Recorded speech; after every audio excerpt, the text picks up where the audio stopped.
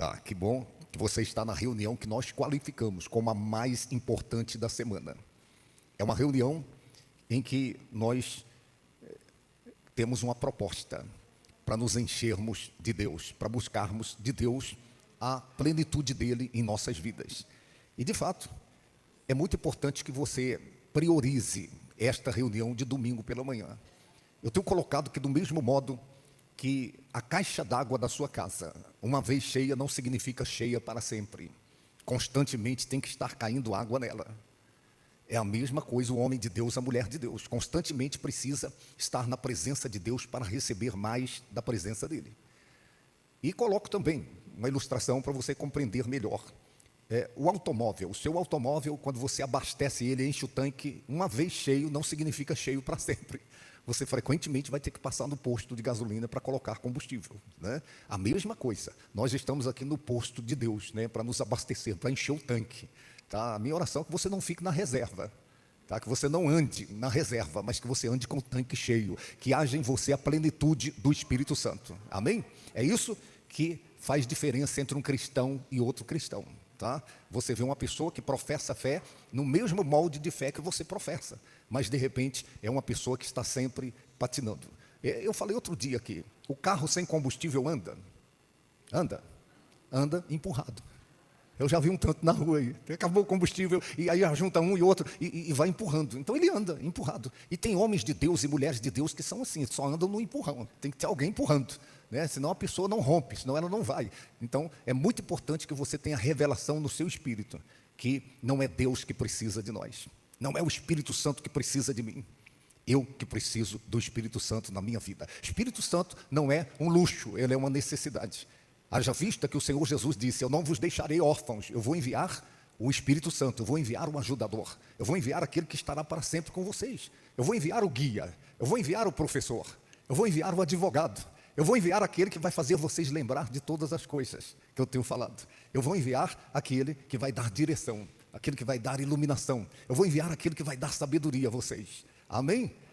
Tá, então, os que trouxeram a Bíblia, abra por favor no livro do profeta Miqueias. Miqueias é um dos profetas menores. E quando nós falamos profetas menores, não significa que eram menores por conta da estatura. E também não significa que eram profetas menores porque as suas profecias eram de menor importância. Não. Profetas menores porque eles tiveram um tempo menor de ministério. E os seus livros automaticamente são menores que os outros, né? Por exemplo, o livro de Isaías, de Jeremias, de Ezequiel, que são profetas que tiveram um tempo maior de ministério e, portanto, os seus livros são maiores também. Miqueias, se você não tem habilidade para manusear a Bíblia, eu dou a dica. Se você vai no índice, toda a Bíblia tem um índice. Você vai no índice da Bíblia e lá você localiza onde está o livro de profeta Miqueias, no capítulo 6. E, para facilitar também, voltando no Velho Testamento lá, se você tem Mateus, você vai voltando, é o 7º livro, voltando, tá? Então facilitou bem aí. Agora, de qualquer forma, se você não encontrou, vai ser projetado aqui, Miqueias, livro do profeta Miqueias, no capítulo 6, o verso 8. A palavra do Eterno diz assim, ele te declarou, ele quem? Deus. Ele te declarou, ó homem, o que é bom e que é que o Senhor pede de ti, que pratiques a justiça e ames a misericórdia e andes humildemente com o teu Deus. Diga amém. Tá, agora erga a sua cabeça e escute com atenção. Eu tenho colocado vez por outra que a fé, ela é uma estrada de mão dupla. O nosso relacionamento com Deus, em hipótese alguma, pode se restringir a uma mão só. É mão dupla. Então é daqui para lá e é de lá para cá. Tem coisas na vida que eu quero de Deus. E tem coisas na vida que Deus quer de mim, que Deus quer de você. Eu encontro pessoas frequentemente que elas estão andando na sua fé, na sua espiritualidade na mão única. São pessoas que estão recorrendo a Deus, buscando a Deus, simplesmente pelo que Deus pode fazer em suas vidas. Simplesmente pelo que Deus pode fazer por elas. Isso não está errado, buscar a Deus pelo que Ele pode fazer, mas está errado quando você busca a Deus somente pelo que Ele pode fazer na sua vida, pelo que Ele pode fazer na sua casa, na sua família, no seu organismo, na vida financeira, seja que área da vida for. Então esse é o erro. Repito, não é errado você se voltar para Deus pelo que Ele pode realizar na sua vida.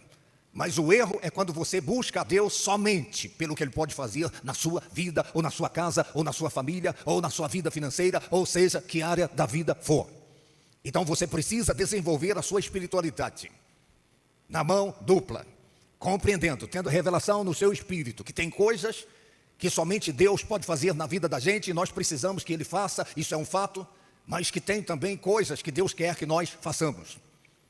Deus quer que eu faça, Deus quer que você faça muitas coisas. O que é que nós esperamos de Deus é uma coisa. Agora o que Deus espera de mim, o que Deus espera de você, é o outro lado da moeda. Você não pode ficar só na primeira página da fé, na primeira página da espiritualidade. Você tem que virar a página. Eu estava compartilhando outro dia, numa das reuniões, que tem um tempo da nossa vida com Deus, tem um tempo da nossa espiritualidade que a gente recorre à igreja, em busca do que a igreja pode nos oferecer. Mas tem que chegar um tempo da espiritualidade, que a gente vem para a igreja, não somente pelo que a igreja pode oferecer, pelo que Deus pode oferecer, mas por aquilo que Deus quer que nós ofereçamos. Está me ouvindo? Diga quem está ao seu lado, diga, deixe o Espírito de Deus falar ao seu coração. Então escute cuidadosamente. Eu vou mencionar aqui algumas coisas que Deus espera de mim. E esse é o tema da minha mensagem. 7 coisas que Deus quer que o salvo faça. E para você entender isso, tem uma coisa que Deus espera que o perdido faça, que aquele que está vivendo a vida sem Deus faça. Uma coisa. Deus espera que o pecador, que aquele que está vivendo a vida errada, a vida sem compromisso com Deus, o que Deus espera dele é que ele receba a tão grande salvação que Ele providenciou na pessoa do seu Filho Jesus Cristo. Então, para que isso aconteça, o pecador precisa reconhecer que é pecador. Este é o problema de muitas pessoas, eles não reconhecem que são pecadores.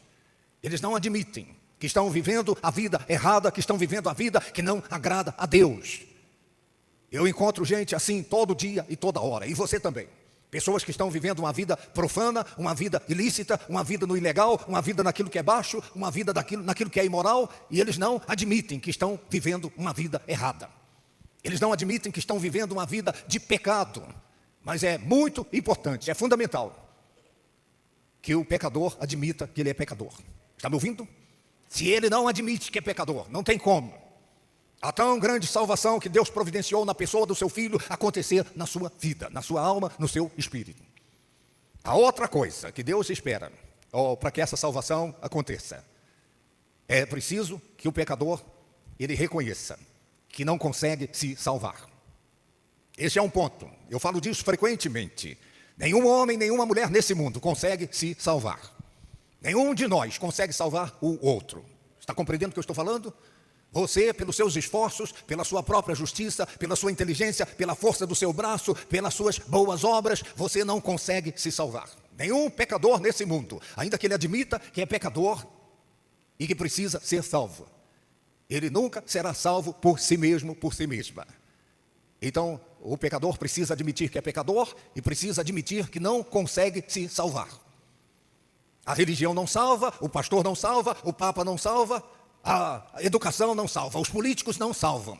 Ele precisa admitir que não consegue se salvar e que nada nesse mundo poderá salvá-lo. Salvá-lo da condenação eterna, da condenação do inferno. Ele precisa admitir que Jesus Cristo é o único que pode salvar a sua alma. É o único que pode perdoar os seus pecados. É o único que pode credenciá-lo para o céu, credenciá-lo para a vida eterna em Cristo Jesus. Então o que Deus espera do pecador é que ele seja salvo. É que ele receba essa tão grande salvação. Mas para que isso aconteça, eu repito, ele tem que admitir que é pecador, ele tem que admitir que não consegue se salvar, ele tem que admitir que Jesus Cristo é o único que pode salvar a sua alma, é o único que pode perdoar os seus pecados. Deus providenciou uma tão grande salvação para a raça humana, na pessoa do seu Filho Jesus Cristo. Esse é o mistério do Evangelho. A tão grande salvação providenciada por Deus na pessoa do seu Filho Jesus Cristo. Então o que é que Deus espera daquele que está lá fora?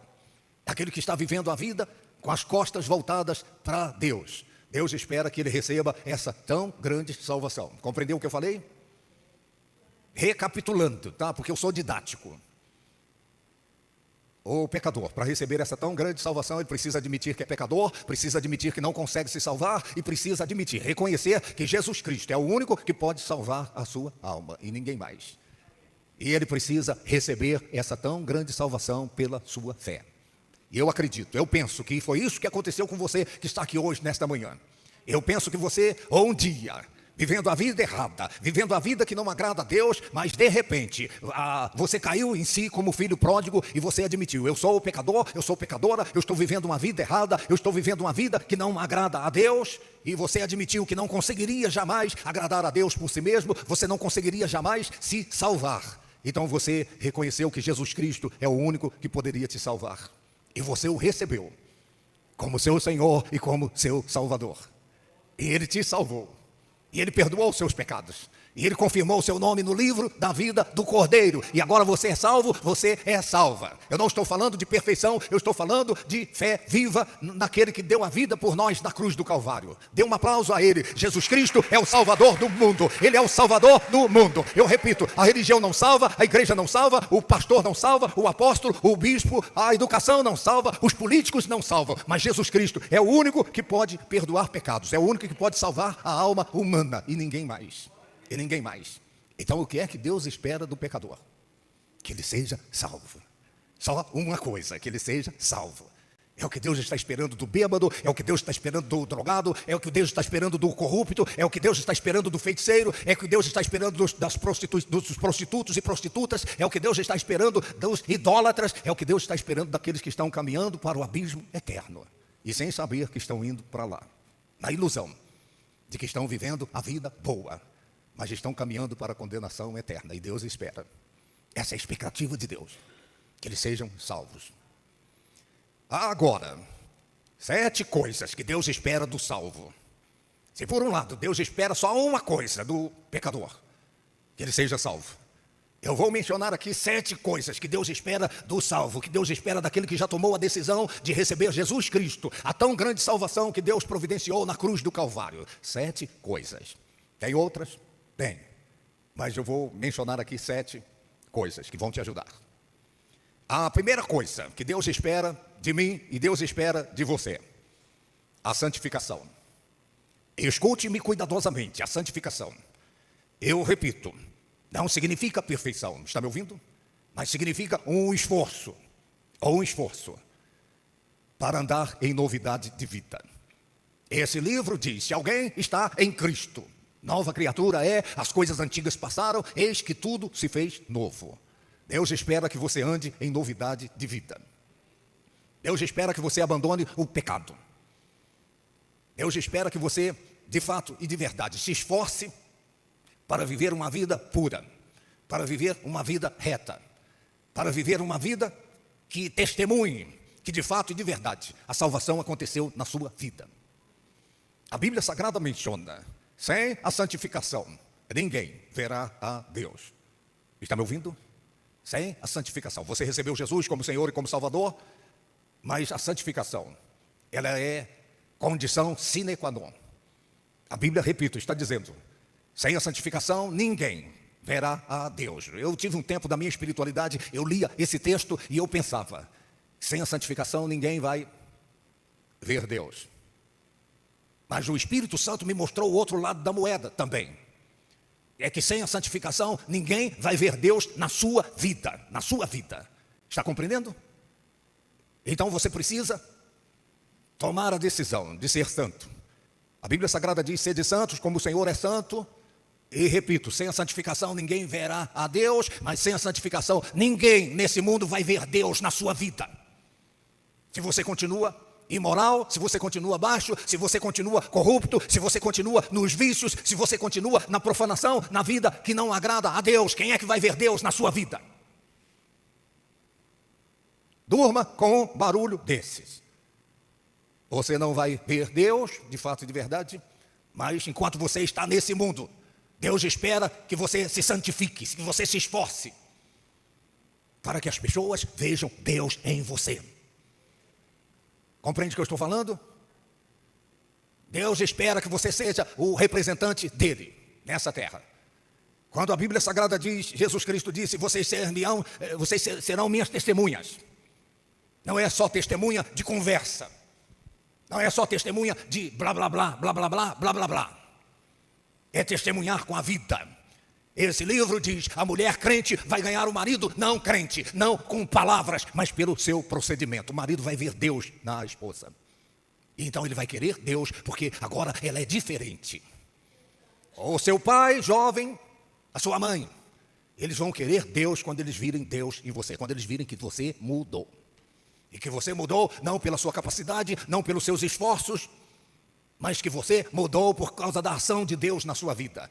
Eles vão dizer, só pode ser Deus que fez isso, porque eles conhecem o seu passado, eles sabem o quão baixo no lamaçal do pecado você já viveu, e agora eles estão vendo você em novidade de vida, então eles vão admitir que tem Deus na sua vida. Eu estou falando errado aqui? Esse é o maior evangelismo que pode acontecer. É quando os seus parentes virem Deus em você, porque você mudou não pela sua capacidade, mas pelo poder do Espírito Santo, pelo poder do Evangelho na sua vida. Então eles vão querer Deus. Essa é a maior pregação. Lá no seu trabalho, eles vão ver que você é diferente. Eles vão admitir que somente Deus poderia ter feito isso na sua vida. Eu já vi nem um, nem dois, nem três. Eu já vi dezenas, centenas e por que não dizer milhares de pessoas que estavam atoladas no charco, do lamaçal do pecado. Mas que de repente as suas vidas mudadas e transformadas convenceram pessoas que conheciam essas pessoas de que Deus é grande e que Ele faz coisas grandes e que Ele transforma os pecadores.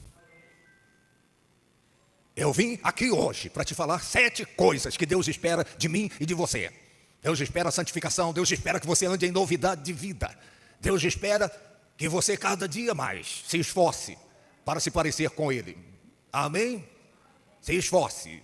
Eu repito, eu não estou dizendo de perfeição. Perfeição somente quando chegarmos na glória, no céu. Mas Deus espera que nós venhamos atingir a estatura do varão perfeito, que é Cristo Jesus. Você pode dizer amém por isso?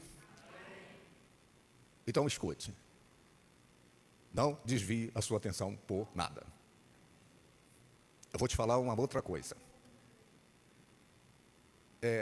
Quando Deus criou o homem, Ele o criou à sua imagem e à sua semelhança. Deus criou Adão à sua imagem e à sua semelhança. Quem olhava para Adão, via em Adão um quê de Deus, ou uma extensão de Deus. Está compreendendo? Só que Adão pecou. Adão pecou e por causa do pecado de Adão, essa semelhança com Deus se desfez. O homem deixou de se parecer com Deus. E então Jesus Cristo veio a esse mundo para trazer a possibilidade de cada homem, de cada mulher nesse mundo se tornar novamente parecido com Deus. Está me ouvindo? É disso que eu estou falando. Sem a santificação, sem você se esforçar para abandonar o que é ilícito, o que é ilegal, o que é baixo, o que é profano, o que é imoral, o que é corrupto, as pessoas não vão ver Deus em você. Eles não vão admitir que Deus fez a obra na sua vida. Você não pode ser do tipo que evangeliza. Você evangeliza, mas você de repente é do tipo, faz o que eu mando, mas não faz o que eu faço. É um problema isso. Eu tenho aprendido, e graças a Deus eu aprendi lá atrás, novo ainda, que as palavras convencem, mas os exemplos arrastam. Eu vou dizer de novo, as palavras convencem, mas são os exemplos que arrastam. O maior testemunho, ele não é com palavras, com pregações, com evangelização, com palavras. O maior testemunho, o que convence mesmo, é o atestado que é a vida da própria pessoa. Tem alguém aí, não? É por isso que o melhor evangelismo que tem é quando você conta a sua história. Quando você conta como você era, e você conta o seu encontro com Cristo, e você conta como você é hoje, depois de Cristo. Na história da raça humana tem o antes de Cristo e o depois de Cristo. E todo homem de Deus, toda mulher de Deus tem na sua própria história, tem que ter na sua própria história o antes de Cristo e o depois de Cristo. Não pode ser a mesma coisa. Antes de Cristo era uma coisa e depois de Cristo é a mesma coisa.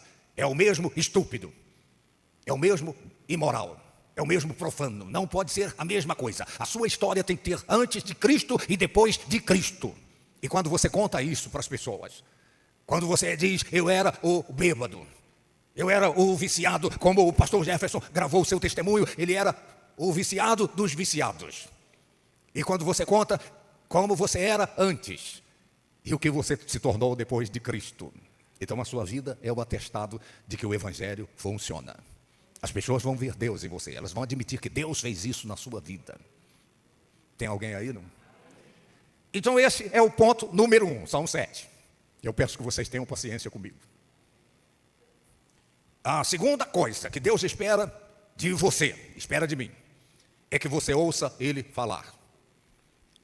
Como é que eu vou ouvir Deus falar? Isso pode acontecer? Pode acontecer. De repente, e isso aconteceu 2 vezes na minha vida somente. Eu ouvi Deus falar comigo.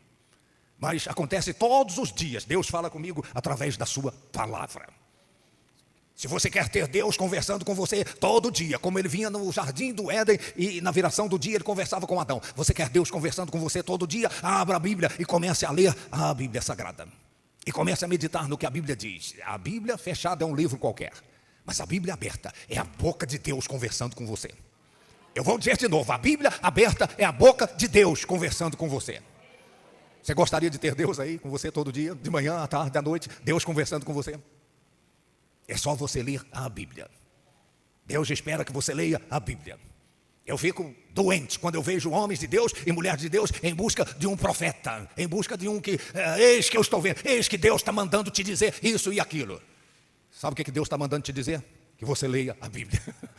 Essa é a profecia que você tem que ouvir. Essa é a palavra que você deseja, que você precisa ouvir. Deus deu a fórmula para Josué. Quando Moisés morreu, Deus disse: Josué, o meu servo Moisés, morreu. Agora você levanta e você vai fazer esse povo herdar a terra que eu prometi. Josué tremeu, ele tremeu nas bases. Qualquer um tremeria. Você substituir o ícone, Moisés. Você ser o sucessor de Moisés, você tremeria nas bases. E Josué tremeu. Mas Deus deu a Josué a fórmula. Deus disse: medite no livro desta lei. Não se desvie dele nem para a direita e nem para a esquerda. E você será bem sucedido onde quer que você andar. Está me ouvindo? Deus quer que você seja bem sucedido, bem sucedida. Mas você jamais será se você não separar tempo do seu dia para ler a palavra, para ter o seu devocional, para ouvir Deus falar com você. Eu sinto muito. Esta é a razão porque Jesus Cristo disse: muitos são chamados, mas poucos os escolhidos. São muitos que estão nas igrejas, muitos tomaram uma decisão por Cristo, mas é uma minoria que valoriza a leitura da Bíblia, que medita no que a Bíblia diz, que considera o que Deus disse e que procura obedecer a palavra de Deus. É uma minoria. Por isso ele está dizendo: poucos os escolhidos. São poucos, é uma minoria. Eu quero desafiar você a fazer parte dessa minoria. A maioria deixa a Bíblia e jogada e só pega quando chega a hora de vir para a igreja. Está compreendendo? Eu me lembro de uma senhora, uma madame. E essa madame, ela era crente. Ela havia tomado a decisão por Cristo e já havia muitos anos, e frequentando a igreja e participando das reuniões, e na igreja todos tinham ela como uma grande mulher de Deus. E a sua empregada também. Mas um dia, essa madame, ela disse para a sua empregada: você viu os meus óculos? Eu não encontro os meus óculos. Tem 1 semana que os meus óculos sumiram. Você colocou em algum lugar? A empregada então foi lá e pegou os óculos da patroa dentro da Bíblia. Sabe o que ela disse? Ela falou: patroa, eu coloquei os seus óculos dentro da Bíblia. E a senhora está dizendo que tem 1 semana que não encontra os seus óculos. Isso significa que tem 1 semana que a senhora não lê a Bíblia. Está me ouvindo? 1 semana.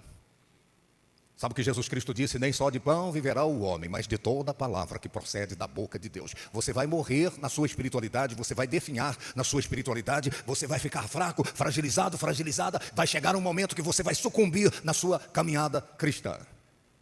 Você precisa alimentar a sua alma, alimentar a sua fé, a sua espiritualidade. Você pode dizer amém por isso? Eu vou correr com a mensagem. Você precisa ouvir Deus falar com você. Eu ouço Ele falar comigo todo dia, quando eu leio a Bíblia. Quando você lê um livro de um autor, você está lendo o livro daquele autor. É o autor conversando com você, ou não é?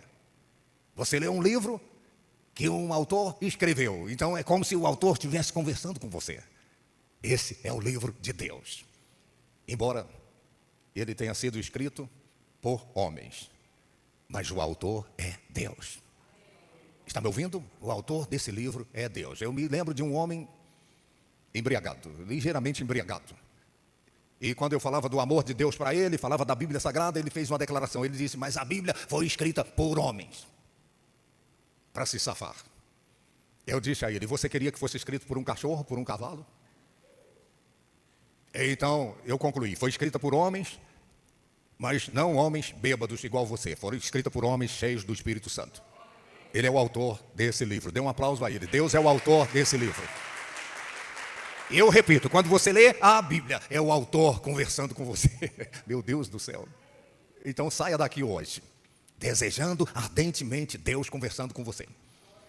E você está lá fazendo seus afazeres, abra a Bíblia, leia um trecho, leia outro trecho e medite naquilo que a palavra do Eterno diz. Deus espera isso de mim, espera isso de você. Que nós ouçamos Ele falar, que nós leiamos a Bíblia. A terceira coisa que Deus espera de mim e de você, Deus espera que você fale com Ele. Não é somente uma estrada de mão dupla. Lembra que eu disse isso no início? Não pode ser uma estrada de mão única. É mão dupla. Deus fala com você através da palavra dele e você fala com Deus. Fale com Deus. Não fale com Deus somente quando a barriga doer, quando o bicho estiver pegando, quando a casa cair, quando a vida pregar uma peça em você. Não fale com Deus somente quando você estiver em necessidade. Fale quando você tiver necessidade, mas aprenda a falar com Deus a todo tempo, a toda hora. A Bíblia Sagrada diz, orai sem cessar. Orar significa falar com Deus. Está compreendendo o que eu estou falando? Ele fala com você através da palavra e você fala com ele através da oração. Pai Celestial. Teve um tempo ali no ministério de Jesus, os discípulos vendo os milagres, os sinais, os prodígios e as maravilhas. E eles chegaram à conclusão que tudo aquilo acontecia porque Jesus tinha uma vida de oração. Então eles chegaram para Jesus e disseram, mestre, ensina-nos a orar. Ensina a gente a orar, Senhor. Eles descobriram o segredo. Está me ouvindo? E esse é um segredo, é um dos segredos da vida cristã vitoriosa. Você nunca será um cristão, uma cristã, um vitorioso, uma vitoriosa, se você não tiver uma vida de oração, uma vida de conexão contínua com Deus. Converse com Deus lá no seu quarto, dobre os seus joelhos, ou na igreja, mas converse com Ele também andando pela rua, dirigindo o seu automóvel. Converse com Deus lá no seu trabalho. Não precisa necessariamente ser em voz alta, porque de repente alguém vai pensar que você está maluco, que você tomou um tarja preta. Mas converse com Ele. Ele vai ver o seu coração. Ele vai ouvir você, ainda que você não pronuncie palavra alguma, Ele vai ouvir você. Tenha o hábito de falar com Deus. Ore com Deus, ore a Deus não de vez em quando, mas ore a Deus de vez em sempre. Converse com Deus de vez em sempre. Continuamente, conexão com Deus, continuamente falando com Deus. Ou com palavras, ou balbuciando, ou em silêncio. Deus vai te ouvir. Você acredita no que eu estou falando? Porque Deus é diferente de mim, é diferente de você. Nós precisamos de palavras pronunciadas para a gente ouvir, mas Deus não precisa. Basta você ter o seu coração em sintonia com Ele e Ele vai te ouvir. Amém? Oração. Oração. A quarta coisa que Deus espera do salvo. Fale de Deus para as pessoas.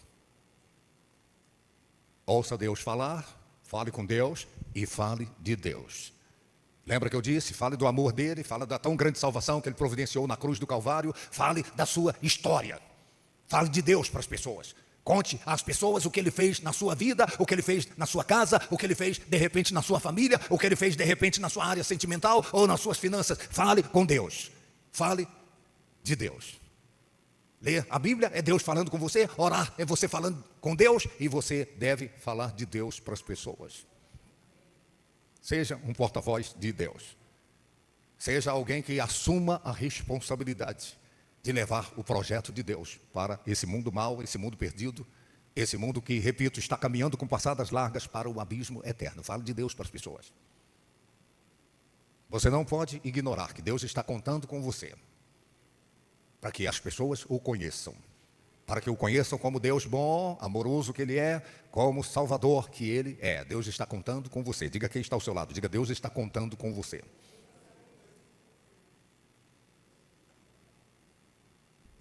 E é claro que você não precisa ser um pastor, uma pastora, mas se for, amém, graças a Deus, se chegar lá. Mas é claro que Deus espera que no seu dia a dia, nos seus relacionamentos, que são os mais variados, você busque ocasião. O apóstolo Paulo, ele diz, pregue a tempo e fora de tempo. O que significa isso?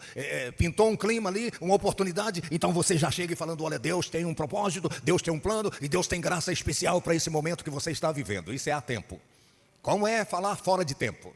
Não tem oportunidade, não tem clima para falar, mas você cria o clima, você cria a oportunidade. E você puxa um assunto, até chegar na ocasião de você lançar a preciosa semente. Você falar do amor de Deus. Amém? E de repente você começa, bom dia, tudo bem? E você faz a pergunta, e a vida, como é que está? E daqui a pouco a pessoa diz, é luta, é problema, é sofrimento, e é não sei o quê. Você criou a oportunidade, você provocou. Está me ouvindo? Então você vem e apresenta o amor de Deus, a graça de Deus. Você apresenta o Todo-Poderoso, que muda não somente situações, mas muda vidas de pessoas. Vamos correr. Ponto número 1, busque a santificação, abandone o pecado, novidade de vida. Ponto número 2, ouça Deus falar, leia a Bíblia, medite no que a Bíblia diz. Ponto número 3, fale com Deus, tenha uma vida de oração, conexão contínua com Deus. Ponto número 4, fale de Deus para as pessoas. Compartilhe do amor de Deus, conte aquilo que Ele fez na sua vida, dê o seu testemunho. Eu vou te contar uma coisa, nenhuma bênção que Deus opera na vida de uma pessoa é para parar nessa pessoa. Eu vou dizer de novo, nenhuma bênção que Deus libera para uma pessoa é para essa bênção parar nesta pessoa. A intenção de Deus é que a pessoa que foi abençoada compartilhe, para que essa bênção chegue em outras pessoas também. Se você foi salvo, foi salva, então Deus espera que essa salvação chegue em outras pessoas. Está compreendendo? É o que Deus espera. Eu já falei isso aqui outras vezes, tem uma geografia interessante em Israel. Entre outras coisas, tem lá o Mar Morto e o Mar da Galileia. Você já ouviu? O Mar Morto, ele se chama morto, porque não tem nele nenhuma forma de vida. É alta a densidade por conta da quantidade de sal que tem nele. Para você ter uma ideia, eu visitei Israel por 3 vezes, eu andei na geografia da Bíblia e eu tive a oportunidade de conhecer essas duas coisas, o Mar Morto e o Mar da Galileia. O Mar Morto, a água é tão densa que você entra na água e você não afunda, ainda que você queira afundar e você fica boiando. Compreende o que eu estou falando? É o Mar Morto, porque não tem nele nenhuma forma de vida, não tem algas, não tem peixes ali, não tem nada. Porque o Mar Morto, ele só recebe, o Mar Morto ele fica abaixo do nível do mar, para você ter uma ideia. Então ele fica abaixo do nível dos outros mares. Então porque ele é abaixo do nível, ele só recebe água o que ele recebe não flui. O que ele recebe para nele, por isso apodrece. Estão me ouvindo? Por isso não tem como ter alguma forma de vida ali, porque ele só recebe. Ele só recebe, porque ele está bem abaixo. E todo homem de Deus, toda mulher de Deus que está abaixo daquilo que Deus espera, essa pessoa só quer receber. É só venha a nós e vosso reino nada. Então essa pessoa vai morrer na sua fé, na sua espiritualidade, vai morrer em relação àquilo que é o projeto de Deus para a sua vida. Repito, nenhuma bênção é para parar em nós, é para chegar em outras pessoas. Senão a gente vai ser um mar morto. O Mar da Galileia, ele está abastecendo Israel por milhares de anos com peixes, algas e várias formas de vida. E por quê? Porque o Mar da Galileia, ele recebe, tem os afluentes que desembocam nele e ele está sempre liberando. Ele está sempre liberando, então a vida se renova ali. Você precisa aprender. Esse é um ponto, a sua salvação se renova quando você compartilha ela. Você fica cada vez mais salvo. Amém? Senão você vai virar um mar morto, um salvo mar morto. A quinta coisa que Deus espera do salvo. Deus espera de mim, de você, Deus espera de qualquer pessoa que recebeu Jesus como Senhor e como Salvador. Deus espera que essa pessoa frequente a igreja. Deus espera que essa pessoa congregue.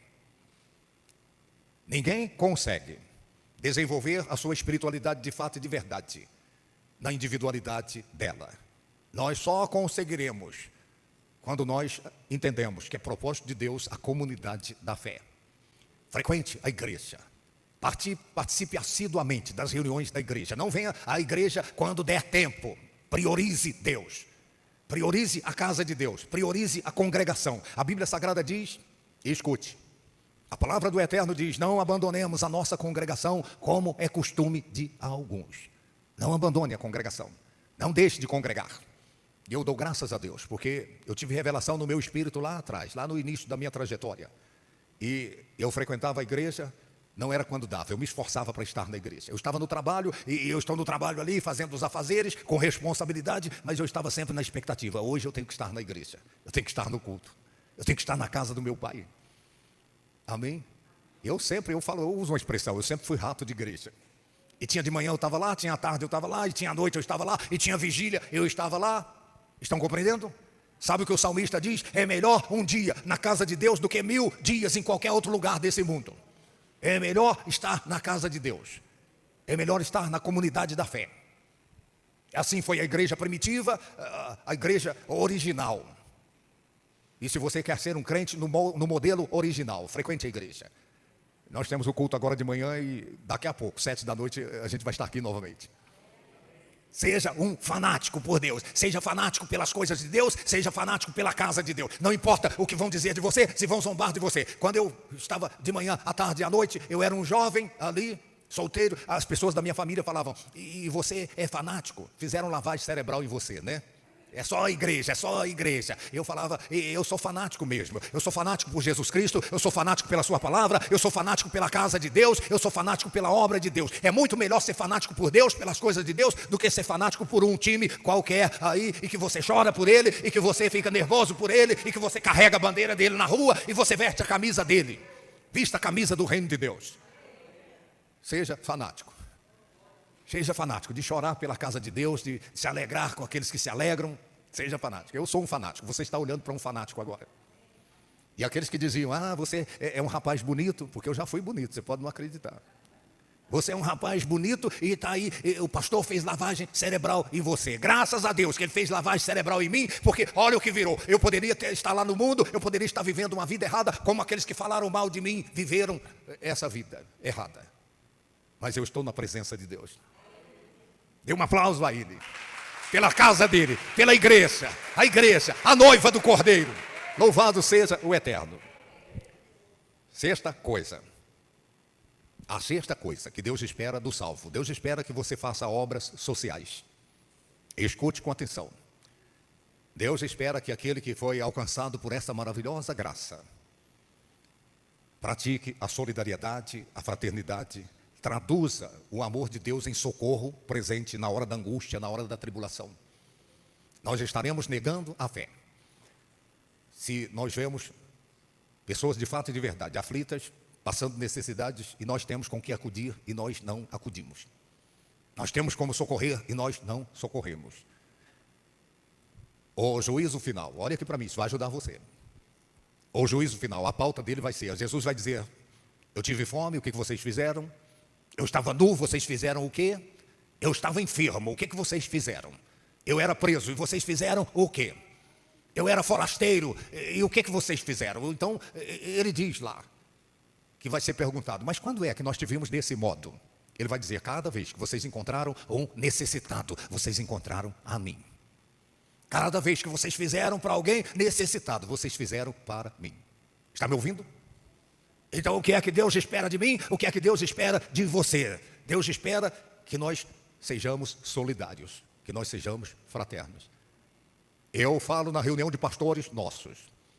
Eu disse aqui outro dia: graças a Deus pelos nossos pastores, as nossas pastoras. Eu não vou dizer dos outros ministérios, porque eu não conheço, eu não congrego lá, mas nenhum dos nossos pastores fazem a obra para se darem bem. Eles fazem a obra para fazerem o bem. Está me ouvindo? Isso é evangelho. Isso é ser um homem de Deus, isso é ser uma mulher de Deus. Ninguém está pregador do evangelho nesse ministério para se dar bem, para encanar a perna. Nós estamos pregadores do evangelho para fazermos o bem, para ajudarmos a quem precisa. Quer seja ajudar em oração, quer seja dando uma palavra de ânimo, quer seja acudindo com cesta básica, com campanha de roupas que nós fazemos e socorremos, quer seja uma pessoa, uma senhorinha que está grávida e ela não tem um enxoval e a gente se mobiliza e ajuda essas pessoas. Está me ouvindo? Fazer o bem, acudir, socorrer, sermos solidários, sermos amigos, sermos fraternos. Deus espera isso de mim, Deus espera isso de você.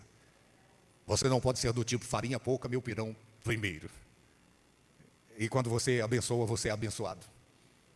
Quando você acode, você será acudido na hora da sua necessidade. Coloque isso como pauta da sua fé, da sua espiritualidade. E entenda que solidariedade, fraternidade, mão amiga. Então eu reúno os pastores frequentemente, os nossos pastores, e eu digo a eles frequentemente isso que eu estou falando com vocês. Eu digo a eles, entre outras coisas, tem muitas pessoas que nos procuram, e é a última porta que essa pessoa tem para bater, em busca do socorro, em busca da ajuda. Então eu concluo dizendo aos nossos pastores: nunca, nunca, nunca deixe ninguém sair da sua presença sem esperança. Sem esperança. Aí a última porta, de repente, essa pessoa está batendo. Está compreendendo? E não foi uma, nem duas, nem três vezes que nós pegamos das nossas latas de mantimento e fizemos uma cesta para acudir uma pessoa que estava lá necessitada. É claro que tem muita gente na indústria da mendigância. Tem muita gente que está usando isso como uma estratégia. Eu me lembro de um homem lá na minha cidade, ele ficava numa rua movimentada, ele esticava a perna assim, e tinha um pano enrolado na perna e aparecia um pedaço de carne da perna.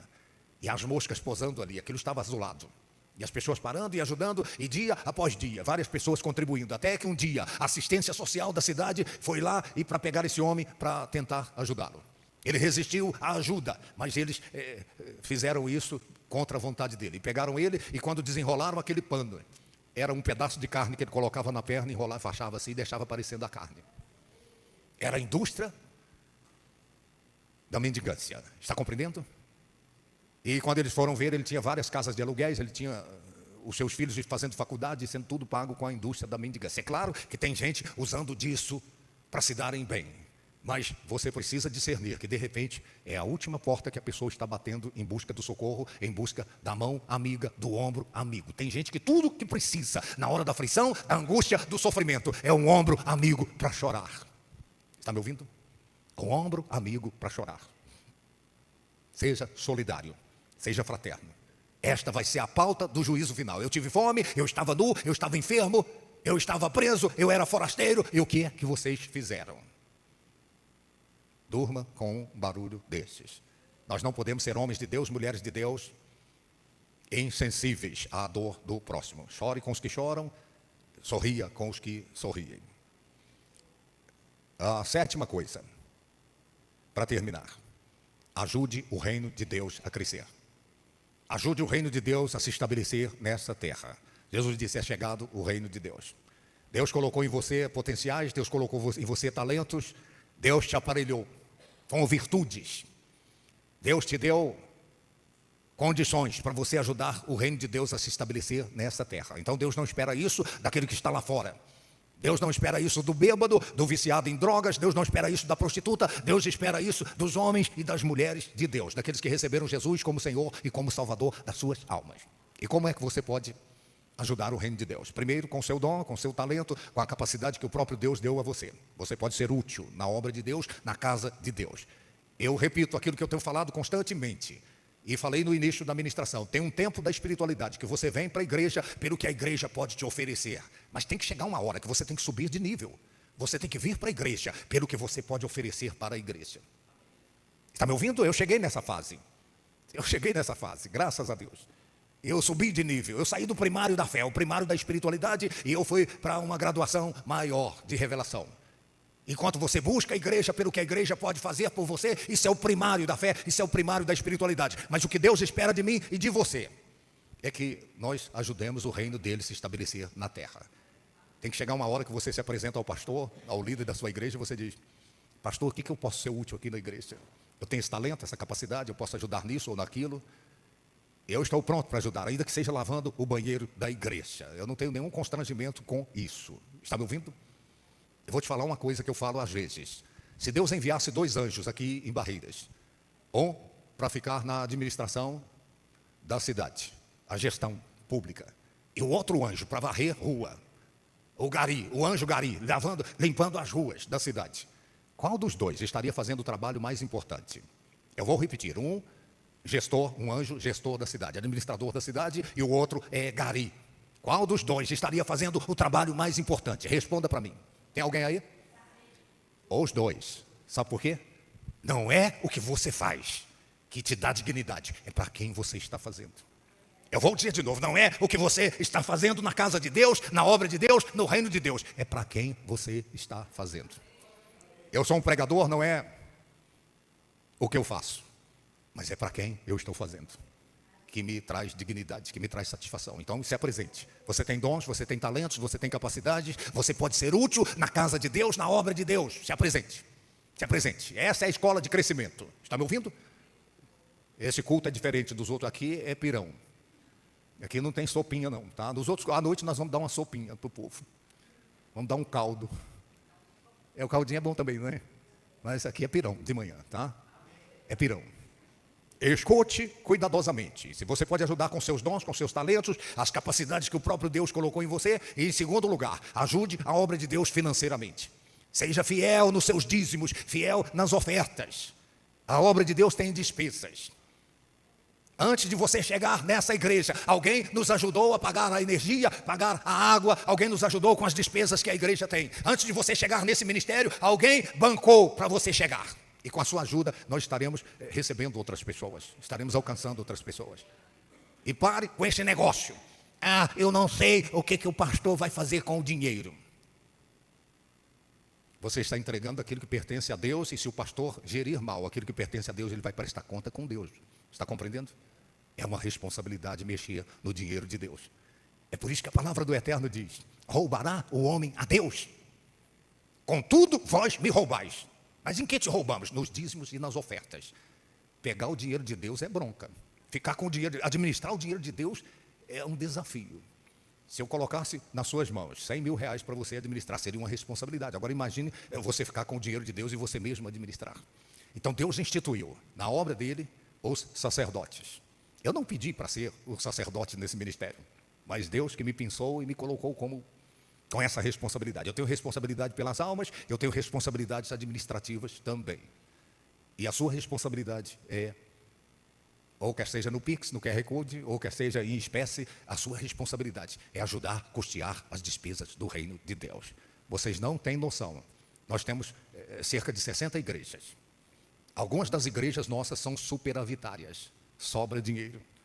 Mas a maioria delas são deficitárias. Então, desse que sobra, eu tenho que estar acudindo. É o pastor, é aluguel de pastor, é mudança de pastor, é a reforma da igreja, é isso, é aquilo. E vocês nunca me viram resmungando, lamuriando. Às vezes nós estamos apertados, estamos com a corda no pescoço. Mas eu não falo com vocês essas coisas. Vocês sabem com quem eu falo? Eu falo com aquele que é o dono da obra. Eu digo: ó Deus, o Senhor sabe das nossas necessidades. Então levanta homens e mulheres fiéis, fiéis nos dízimos e nas ofertas. Separe a parte de Deus e vai dar rebote na sua vida. Deus vai te abençoar tremendamente. Não é o seu dinheiro que Deus quer, é a sua fidelidade. Amém? Tá, agora eu vou terminar dizendo, graças a Deus, né? Terminando. Eu sou do tempo. Eu vou te falar tem gente aqui que é do tempo. Quando a igreja era no shopping, a gente começava o bom dia, Espírito Santo, o bom dia virava boa tarde, aí quase que virava boa noite. Por causa da unção, por causa da palavra de Deus, por causa do mover do Espírito Santo. As pessoas não davam nem fome. Quando eu olhava no relógio, eu falava: já?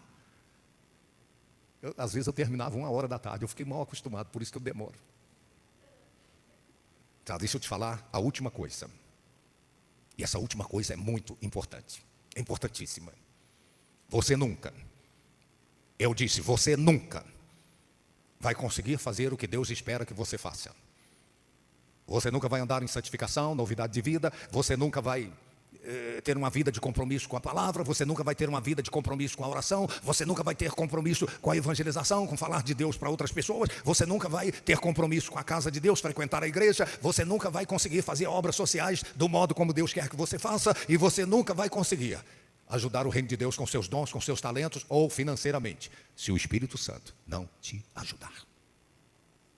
Está me ouvindo? Eu não teria conseguido pregar essa mensagem hoje de manhã se o Espírito Santo não tivesse me ajudado.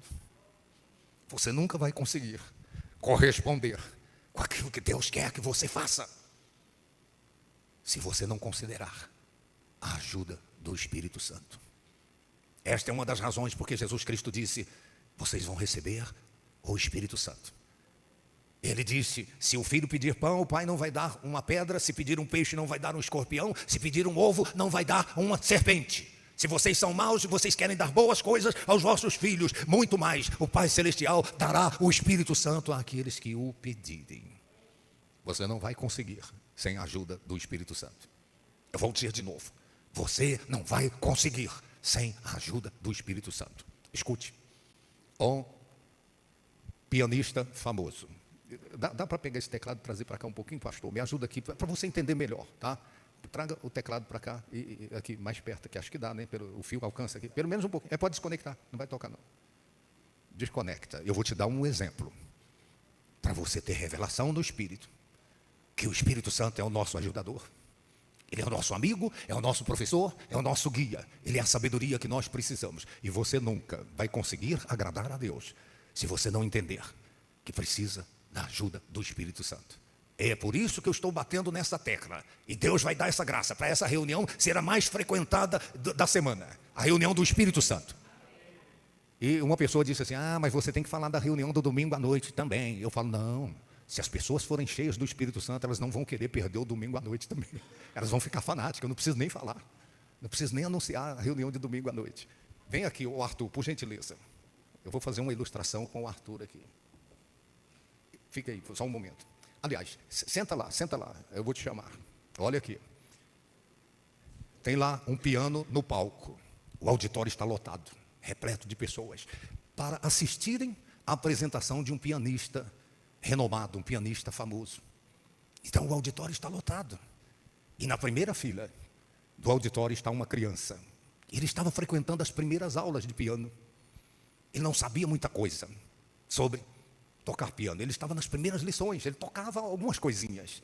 Mas o pianista famoso, renomado, ele está atrás da cortina e lá no palco está o piano e já estava quase na hora dele entrar. Eles já iam anunciar a entrada do pianista para fazer a apresentação.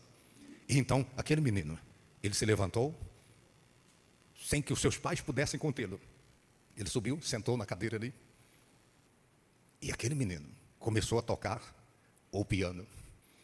Aquelas lições singelas, as primeiras lições de piano. E quando o menino começou a tocar ali o piano, uma parte do auditório começou a vaiar, porque eles foram para ouvir o pianista famoso, para assistir a apresentação. E alguns começaram, Aí o pianista atrás da cortina, ele ouviu as vaias, ele abriu a cortina e viu que tinha um garoto sentado lá. Sabe o que ele fez? Ele saiu de trás da cortina. E o menino tocando. Ele envolveu as mãos. Começou a tocar junto com o menino. E ele dizia no ouvido do menino, não pare, continue, não pare, continue tocando, continue tocando. Então aqueles acordes singelos, simples, se tornaram uma grande sinfonia ali. E o auditório, que estava uma parte vaiando, ficou em pé e começou a aplaudir, porque o pianista estava ali, não pare, continue tocando. É isso que o Espírito Santo faz comigo e ele faz com você.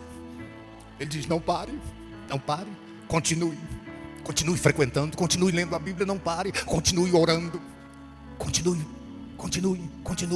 ajudando, acudindo, socorrendo, continue sendo fiel. O Espírito Santo, ele que te abraça, ele diz, continue, eu estou com você, eu te ajudo. E você não consegue orar, a palavra do Eterno diz, nós nem sabemos orar como convém, mas o Espírito Santo, ele diz, continue. Daniel, continue, e eu tenho que pregar, e às vezes eu fico meio, e o Espírito Santo diz, continue, porque eu sou o seu ajudador. Fique em pé e vem aqui diante do altar para a gente encerrar. Ele está dizendo, continue lendo a Bíblia, continue congregando, continue ofertando, continue contribuindo.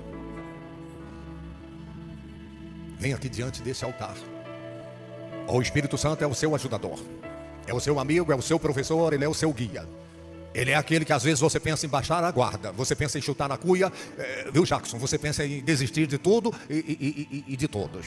Mas o Espírito Santo está dizendo a cada um aqui, continue tocando, continue pregando, continue fazendo, continue congregando, continue sendo fiel. Coloque as duas mãos no teu coração e feche os seus olhos, respire fundo e relaxe. E começa a pedir o Espírito Santo. Jesus Cristo disse, se vós sois maus e vocês quereis dar boas coisas aos vossos filhos, muito mais, o Espírito Santo dará boas coisas àqueles que o pedirem. Fale com Deus, abra a tua boca, mas acima de tudo abra o teu coração. Peça a Ele, diga, ó Deus, é o Espírito Santo, eu não vou conseguir. Diga: Senhor, sem o Espírito Santo, eu vou ficar pelo meio da estrada, eu vou ficar pelo meio do caminho. Diga com sinceridade, diga: Senhor, eu preciso da tua ajuda. Tem coisas que o Senhor quer que eu faça, mas eu não vou conseguir fazer essas coisas do modo como o Senhor quer que eu faça, se o Senhor não me der o teu Espírito, se o Senhor não me encher do Espírito Santo, não me encher da tua glória, não me encher do teu poder. Pensa a Ele que te enche agora. Pai Celestial, eu oro para que o fogo do Espírito Santo comece a arder nesse coração, no coração deste homem, desta mulher, do rapaz, da moça, da criança. Ó Deus, eu oro para que cada pessoa aqui seja cheia do teu Espírito. Faça essa pessoa transbordar da tua presença, muito mais, que a hora final se aproxima. Ó Deus, nós estamos na véspera do fim, e muitos estão sucumbindo, muitos estão naufragando na fé, muitos estão ficando pelo meio do caminho. Mas, meu Deus, eu creio na palavra que foi pregada hoje. Tem coisas que nós esperamos do Senhor, mas tem coisas que o Senhor espera de nós. O Senhor espera dessa pessoa que está diante desse altar. Mas como é que essa pessoa vai conseguir corresponder com aquilo que o Senhor está esperando dela, se o Espírito Santo não ajudar? Se o teu Santo Espírito não vier sobre ela, meu Pai, inundar o coração e fazê-la transbordar da sua presença. Vem agora, Espírito Santo. Vem agora, Espírito Santo. Vem agora, Senhor. Peça a Ele que venha, peça ao Espírito Santo que venha, peça a Ele que venha na sua vida, peça a Ele que venha na sua casa, na sua família. Peça a Ele que te ajude no seu trabalho, no seu dia a dia. Diga a Ele das suas lutas, diga a Ele dos desafios que você tem enfrentado todo dia e toda hora. E diga a Ele que pela sua inteligência você não vai conseguir, você precisa da sabedoria dEle. E diga a Ele que sem a força dEle você não vai muito longe, você vai perecer, você vai naufragar. Você vai desistir, como muitos desistiram, como muitos retrocederam. É você e Deus. Peça, Ele está ouvindo você. O Espírito Santo está te ouvindo. O Espírito Santo está ouvindo você agora. O Espírito Santo está te ouvindo. Oh Senhor, oh Senhor, vem agora. Chame por Ele, chame pelo Espírito Santo, chame pela glória de Deus.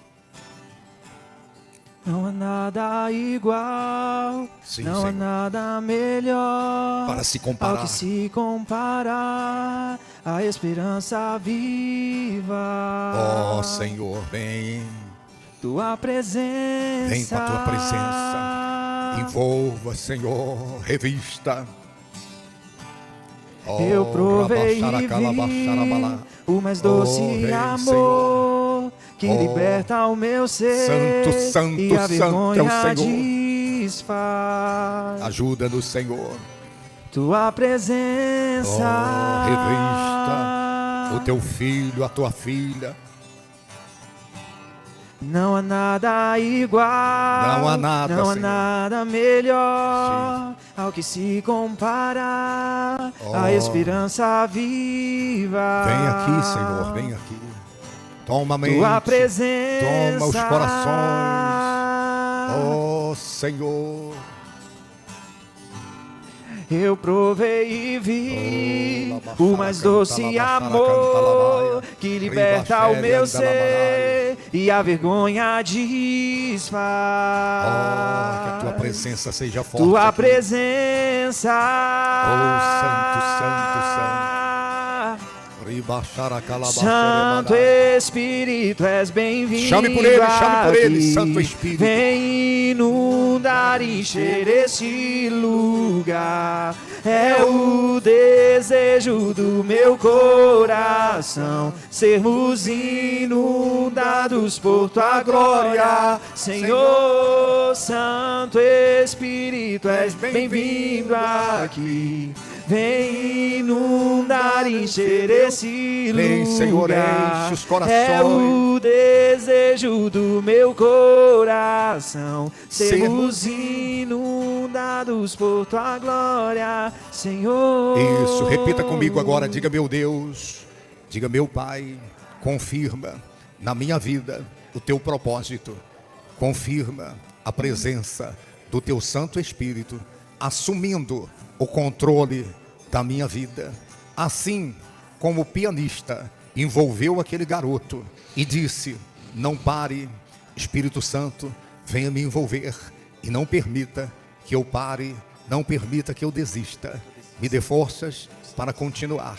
eu te peço, leva-me de volta para casa, livra-me de toda a trama do mal, toda a trama das trevas, traga-me novamente, hoje à noite, na tua casa. Eu te peço, agradecido, que seja assim. Em nome do Pai, e do Filho, e do Espírito Santo. Em nome de Jesus. Amém. Agora, olha, dê um aplauso ao Senhor, vai. Glória a Deus. Agora, estamos despedidos, mas cumprimente aí 3 pessoas. Faça declarações proféticas. Fala que o Senhor te abençoe abundantemente. Tá? Dê um abraço aí, mulher com mulher, homem com homem. Tá aí, gente, um forte abraço. 1 milhão de bênçãos a todos vocês. Tá, deixa eu apresentar. Vem aqui, ô Jefferson, vem aqui.